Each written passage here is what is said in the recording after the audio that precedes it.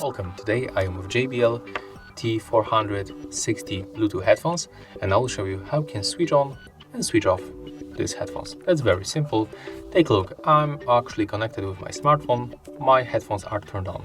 To turn them off, you have to take a look on this power button right here, on this one, and you have to click and hold it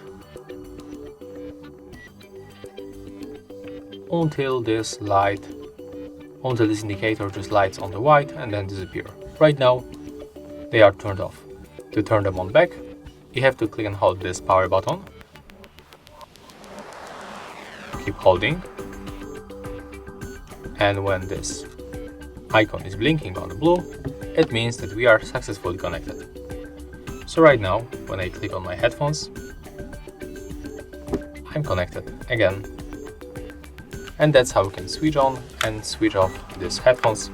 If you find this video helpful, remember to leave a like, comment and subscribe.